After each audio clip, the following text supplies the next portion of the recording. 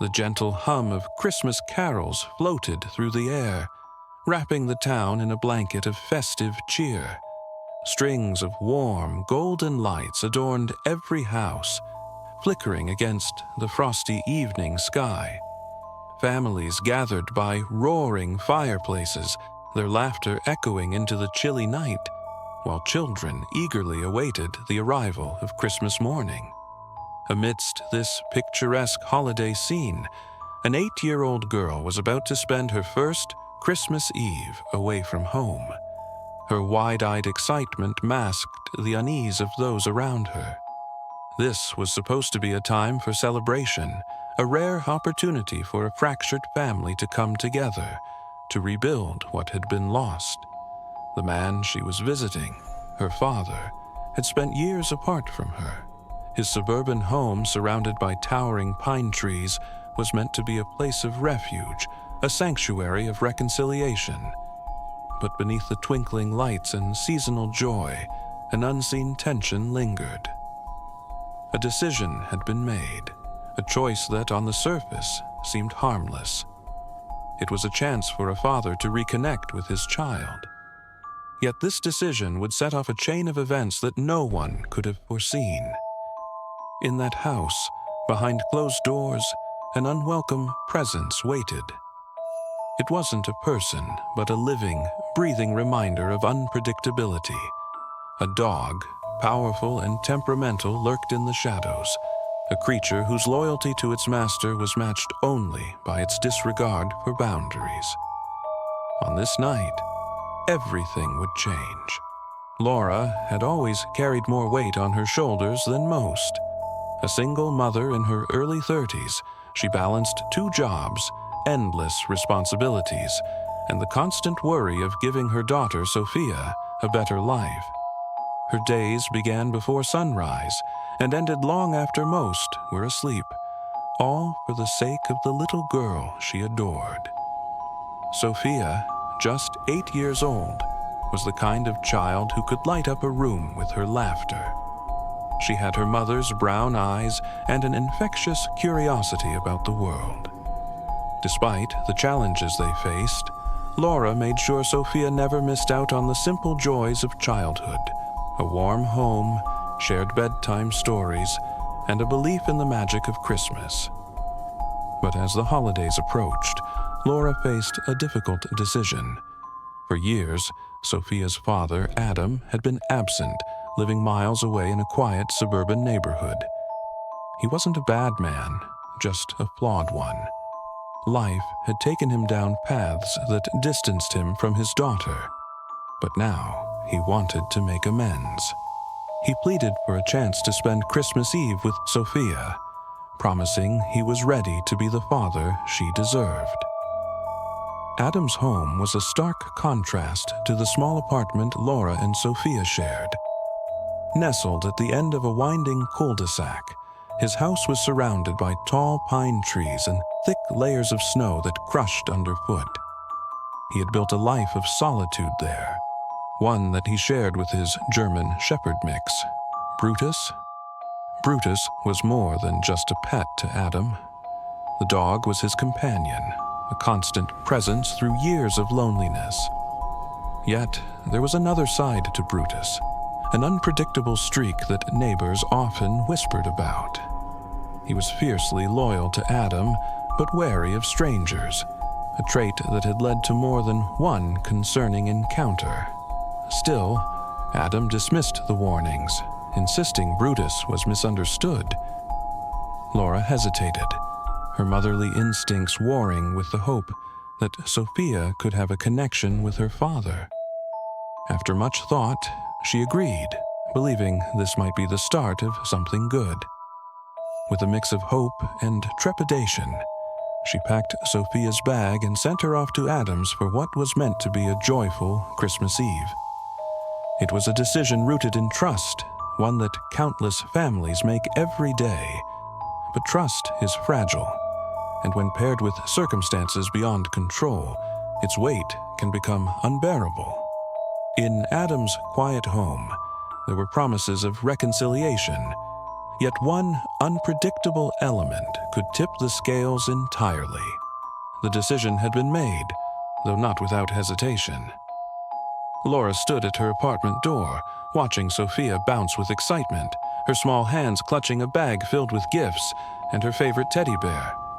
The mother's heart was heavy with worry, but she pushed it aside, convincing herself this was an opportunity for her daughter, a chance to bond with a father who had been absent for far too long.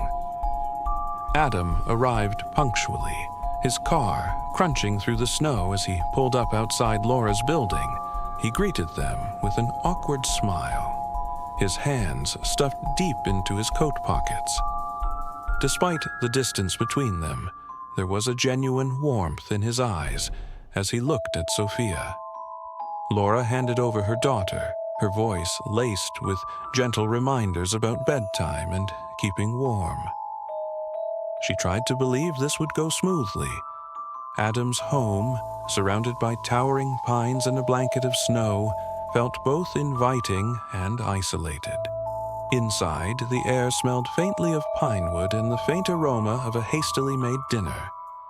He had decorated a modest Christmas tree, its lights blinking unevenly but still charming in their simplicity. It was clear Adam was trying, even if he didn't entirely know how. He welcomed Sophia with open arms, though his movements were tentative, betraying his inexperience with children. He didn't know the right jokes to tell or how to engage her in conversation, but his effort was sincere. For Sophia, it was enough. In the corner of the living room lay a tattered dog bed and a few chewed-up toys. Brutus, the German Shepherd mix, was usually confined to the garage. Adam had assured Laura that it was safer that way. Brutus wasn't aggressive, he claimed, just misunderstood. But that day, for reasons even Adam couldn't quite explain, Brutus was let out into the yard to roam freely. Sophia, ever curious, asked about the dog almost immediately. She peered out the frosted window, catching a glimpse of Brutus pacing near the edge of the backyard. His large frame moved with a mix of power and restlessness. "Can I pet him?" Sophia asked, her voice brimming with excitement. Adam hesitated, his smile faltering. "Maybe later," he said, trying to sound casual. But his tone carried an edge of unease. For Sophia, the visit was an adventure, a chance to explore her father's world, complete with its mysterious canine inhabitant. For Adam, it was a balancing act, juggling the fragile bond he was trying to rebuild with the reality of a dog he couldn't entirely trust. And for Laura, miles away, it was a leap of faith she hoped wouldn't betray her trust. The evening unfolded quietly, the kind of stillness that made the warmth of Christmas lights feel even more comforting. Inside Adam's modest home, Sophia sat on the living room floor, surrounded by the few toys her father had managed to find at a local store. She laughed to herself, her imagination turning the small figurines into grand characters in a story only she could see. In the kitchen, Adam busied himself with preparing dinner. He wasn't much of a cook, and it showed. He fumbled with the spatula, over-salted the soup, and squinted at the recipe glowing on his phone screen as if sheer focus could compensate for his lack of skill. But his effort was genuine. He wanted this evening to be memorable, a small step toward rebuilding the trust he'd lost over the years with Sophia, his 8-year-old daughter. She was all he had left now, and he knew he had to make up for his failings. Sophia sat quietly at the kitchen table, coloring. Her crayons scratched against the paper, the sound blending with the hiss of onions caramelizing in the pan. Adam stole a glance at her and smiled, though the smile didn't reach his eyes. He wondered if she noticed how hard he was trying. Maybe she'd forgive him someday, he thought. Maybe they could get past the mess he'd made of things. But while Adam focused on not burning dinner, Sophia grew restless. Her eyes drifted to the sliding glass door at the far end of the room, where the backyard stretched out under a blanket of snow. The curtains shifted slightly from a draft, offering glimpses of the yard and, beyond that, Brutus. Brutus was a hulking German shepherd mix, with muscles rippling beneath his shaggy coat. He had been a rescue, a dog Adam had taken in out of misplaced optimism that he could handle the responsibility. But Brutus had always been different. There was a wildness in his eyes, a lingering unpredictability that made even Adam uneasy at times. Tonight, Brutus paced the backyard, his silhouette stark against the snow. His breath steamed in the frigid air, nostrils flaring as he sniffed the wind. To Sophia, though, Brutus wasn't a source of fear, but wonder. She had always been drawn to the dog, perhaps because she sensed the loneliness in him mirrored her own. She closed her coloring book, set her crayons aside, and slipped quietly from her chair. The doorknob was cold under her small hand as she turned it. The soft click of the latch went unnoticed by Adam, who was now swearing under his breath at a stubbornly bubbling sauce. The cold air hit Sophia's cheeks as she stepped out onto the deck. The snow crunched softly beneath her boots, the sound swallowed by the stillness of the evening. "Brutus!" she called out, her voice light and cheerful. The dog's ears twitched, and he turned toward her. His movements were deliberate, almost predatory, as he tilted his head and regarded her with amber eyes. For a moment, Srenia, there was a flicker of calm in his demeanor. His tail gave a tentative sway, as if he were assessing her intentions. Encouraged, Sophia smiled and moved closer, her mittened hand outstretched. Inside, Adam finally noticed the eerie quiet. He glanced toward the living room and froze. The chair where Sophia had been sitting was empty. A panicked glance at the table confirmed she wasn't there either. His heart clenched, and he bolted toward the back door. "Sophia," he called, his voice edged with desperation. The response was immediate but horrifying. A scream, raw, piercing, and utterly desperate, ripped through the night. It froze Adam in his tracks, the sound lodging itself deep in his chest. He threw open the door and ran into the yard, slipping on the icy steps but catching himself. What he saw would haunt him for the rest of his life. Sophia lay crumpled in the snow, her small frame dwarfed by Brutus, who snarled and snapped above her. Blood stained the pristine white ground, its crimson spreading in violent contrast. Adam's shouts startled the dog, whose head jerked up, teeth bared and glinting in the moonlight. For a split second, their eyes locked, and Adam saw something primal and terrifying in Brutus's gaze, a beast that had been waiting to surface. The neighbor, an older woman named Clara, had been watering her plants when she heard the scream. Peering out her window, she saw the chaotic scene unfolding and dialed 911 with trembling hands. Adam lunged toward Brutus, grabbing at the dog's collar and yanking with all his strength. Brutus resisted, growling deep in his throat, but Adam didn't let go. Fueled by adrenaline and desperation, he managed to pull the dog away and shove him into the enclosed porch, slamming the door shut. "Sophia," Adam gasped, dropping to his knees beside her. Her face was pale, her breaths shallow. Blood seeped through the fabric of her jacket. "Stay with me, sweetheart. Help is coming. Just stay with me." In the distance, the wail of sirens began to rise, cutting through the silence of the neighborhood. As Adam cradled Sophia in his arms, tears streaming down his face, he realized the weight of his choices. Of all the ways he had failed to protect the one person who needed him most. And Brutus would be taken away, his fate decided by people in uniforms and lab coats. But for Adam, the real trial had just begun.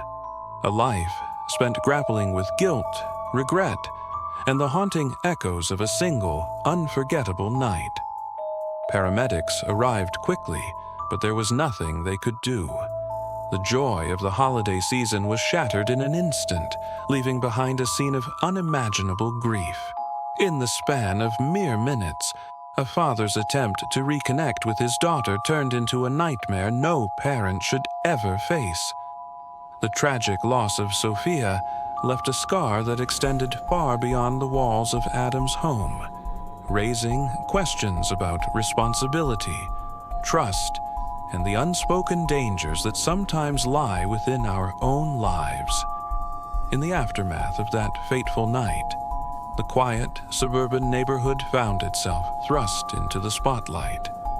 Investigators arrived at Adam's home, documenting every detail of the scene, while the authorities began piecing together a timeline of events. Reports soon surfaced, painting a troubling picture of the dog's history. Brutus had been the subject of multiple complaints from neighbors. Instances of barking fits, lunges at passers-by, and even a reported bite incident were all on record. Animal control had visited Adam's property on more than one occasion, advising him to either rehome the dog or ensure it was kept securely contained. These warnings, ignored in the name of loyalty, now served as damning evidence. Laura, overwhelmed with grief, demanded accountability. Her trust in Adam, fragile to begin with, had been completely shattered. She publicly accused him of negligence, stating that he had failed to protect their daughter from a known danger. The legal proceedings began, drawing significant media attention. In the courtroom, Adam appeared a shadow of himself, haunted, remorseful, and visibly broken. Prosecutors outlined the chain of neglect that led to Sophia's death, calling upon neighbors to recount their warnings about Brutus. One neighbor testified tearfully, describing how they had often seen the dog straining against its chain, snarling at anyone who passed by. Another shared a chilling story of narrowly avoiding an attack while walking their own pet. Animal behavior experts were brought in, offering professional insights into Brutus's temperament. They explained that the dog's environment and lack of proper training likely exacerbated its aggressive tendencies, making it unsuitable for a household with children. The most emotional moment came when Laura took the stand. Through tears, she described her final conversation with Sophia, her voice trembling as she recalled how excited her daughter had been to spend Christmas with her father. Her testimony left the courtroom in silence, the weight of her loss palpable. Adam, when it was his turn to speak, expressed his profound remorse. He admitted to his mistakes, acknowledging that his love for Brutus had clouded his judgment. His words, though heartfelt, could not undo the tragedy that had unfolded. After weeks of testimony and deliberation, the jury reached a verdict. Adam was found guilty of criminal negligence and sentenced to several years in prison. The sentencing brought little solace to Laura, but it served as a stark reminder of the devastating consequences of ignoring warnings and prioritizing personal attachments over safety. The trial was a painful chapter in an already tragic story, leaving a trail of grief and unanswered questions. For Laura, justice felt hollow. No punishment could ever bring back Sophia. For Adam, the weight of his choices would be a burden he carried long after his time behind bars. In the weeks following the tragedy, the ripple effects of Sophia's death extended far beyond her grieving family. The story dominated local news, igniting impassioned debates about the responsibilities of pet owners and the measures needed to ensure child safety. The community was sharply divided. Some blamed Adam entirely, pointing to the well-documented warnings about Brutus's aggression. Others argued that the system had failed, questioning why a dog with such a history was allowed to remain in a residential neighborhood. Pet advocates and animal behaviorists weighed in, some defending misunderstood breeds, while others stressed the importance of training and proper containment for potentially dangerous animals. Local lawmakers found themselves under mounting pressure to act. Proposals to tighten regulations on owning certain breeds were introduced, including mandatory training programs, stricter leash laws, and harsher penalties for owners who failed to comply. A controversial bill even suggested banning breeds classified as dangerous, sparking heated debates among dog lovers and safety advocates alike. Laura, despite her unimaginable grief, channeled her pain into advocacy. She began working with child safety organizations, sharing her story as a cautionary tale. Speaking at community events and schools, she emphasized the importance of educating children about animal behavior and the risks of approaching unfamiliar or aggressive pets. Her efforts extended online, where she launched a campaign aimed at raising awareness about responsible pet ownership. She encouraged parents to research the animals they introduced into their homes and to teach their children how to interact safely with pets. The campaign gained traction, with families and animal welfare groups joining the conversation. Sophia's tragic death became a catalyst for change, forcing a community to confront uncomfortable truths. The debates it spurred and the reforms it inspired left an enduring mark.